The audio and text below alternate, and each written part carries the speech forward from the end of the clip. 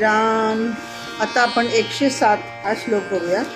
मना कोप आरोपणाते नसावी, मना बुद्धी हे साधू संगी वसावी।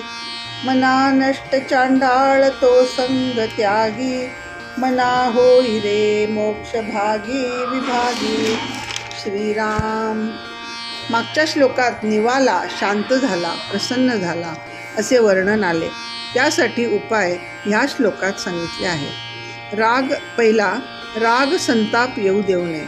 बुद्धीला न पटणाऱ्या गोष्टी घडल्या म्हणजे आपल्याला कोप येतो, पण तो लवकर आवरता आला पाहिजे। सर्व काळ आपलेच बरोबर असते असे नाही, त्याच्यामुळे राग येतो, त्याची मानसिकता समजून घेतली पाहिजे। कर्तव्य बुद्धीने रागवणे आवश्यकही असेल, पण तो क्रोध आलेला असता कामा नये, आणलेला असायला हवा। म्हणजे रागाला डोक्यावर चढू देऊ नये किंवा रागाच्या स्वाधीन होऊ नये, कारण अतिक्रोधाने वागण्या बोलण्यातले तारतम्य सुटते। त्यासाठी दुसरा उपाय म्हणजे संत संचनांच्या संगतीत सहवासात राहणे। त्यामुळे आपले आचार विचार बदलतात, अहंकार, कर्तेपणा, चिंता, आसक्ती कमी होते। नुसतेच साधू संग नाही तर आपली बुद्धीही त्यांच्या संगतीत राहावी। उदाहरणार्थ, बेडूक सतत कमळाजवळ असतो, पण त्याचे मन चिखलात रमते। या उलट भ्रमर दुरून येतो, पण नेमकं परागकण सेवन करतो।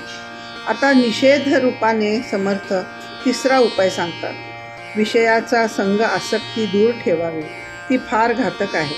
म्हणजे कुसंगती टाळावी, त्याला समर्थ चांडाळ अशी शिवी देतात। हा कुसंग बुद्धी नाश करतो। मोक्ष भागी विभागी म्हणजे आपण मोक्षाचे भागीदार आहोत, तो मिळवणे आपला जन्मसिद्ध हक्क आहे। मोक्ष म्हणजे चित्ताची शुद्ध, निर्मळ, प्रसन्न, संतुलित अशी अवस्था। हेच आपले मूळ स्वरूप आहे। ती कुसंगतीने आपण गमावतो, ती साधू संगतीने प्राप्त करून घेता येते। जय जय रघुवीर समर्थ।